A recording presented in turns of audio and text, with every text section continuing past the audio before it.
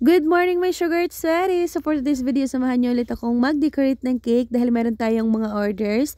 Bali, gagawa tayo ng isang 2-tier, isang tier at mga cupcakes.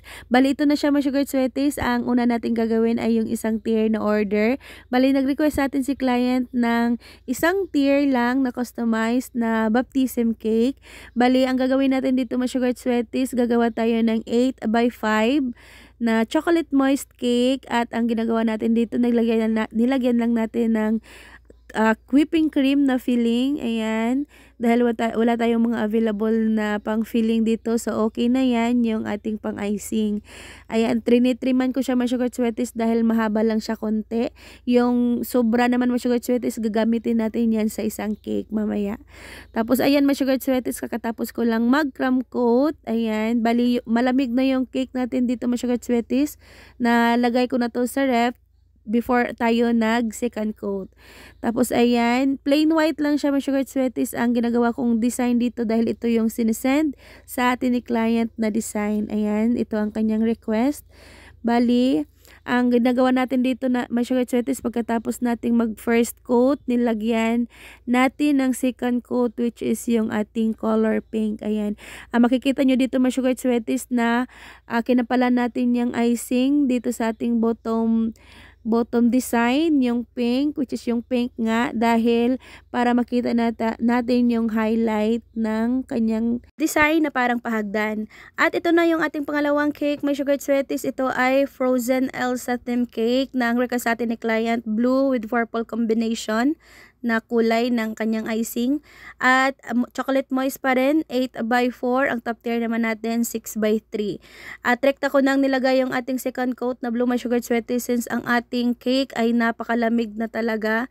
Yan, dahil naka-chilled yan 2 days sa aking chiller. Marami talaga akong pre-prepare na mga cake my sugar sweaties dahil nga yung mga minsan may mga rush order, hindi natin iwasan talaga my sugar sweaties, no? Tinatanggap pa rin natin yan, kaya mas maganda pa rin na mayroon tayong mga nakastock na cake para madali na yung ating pag-icing.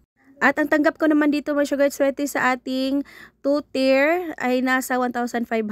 At yung ating 1-tier naman with 24 pieces na cupcakes ay nasa 1,750. So ito na siya mga sugar sweaties, yung cupcake niya sa baptism rin to, yung may pink na cake. Bali, kinumbine ko na lang dito ang white tsaka pink para mag-two-toned yung ating icing dito para magandang tingnan yan. So rosette lang yan my sugar sweaties at chocolate cupcake yung ating cupcake. Yan. So napakaganda siya. May topper yan mamaya my sugar sweaties. At ito na yung ating top tier sa ating 2-tier kanina my sugar sweaties. Yan. So crinam coat ko na siya. Malamig na yung cake natin. So madali lang siyang lagyan ng second coat. Yan. So still blue and purple combination pa rin. Yan. So napakadali.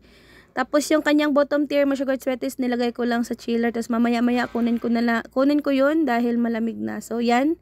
In-stock ko na siya dahil sa hindi pa nakapanood ng tutorial ko sa kung paano maglagay ng dowel tsaka paano mag-stack ng cake. So mayroon na tayong short tutorial about sa ganyan lang na episode my sugar sweaties, kung paano maglagay ng dowel at tsaka stick.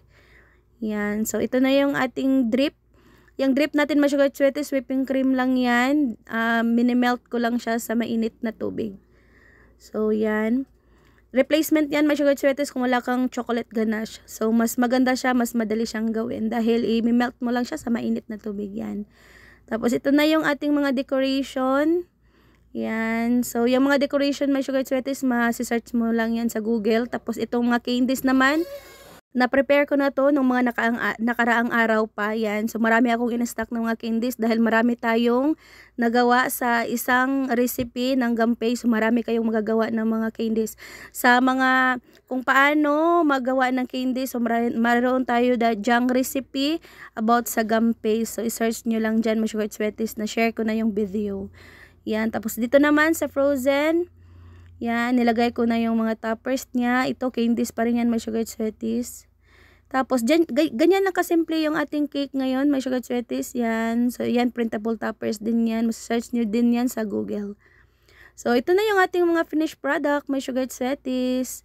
Yan, frozen, tsaka yung baptism cake natin. At ito na yung mga cupcake topper.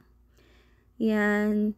So, ito lang ang masashare ko sa inyo for today's video, my sugared sweaties. See you again sa aking next video upload. Bye, my sugared sweaties!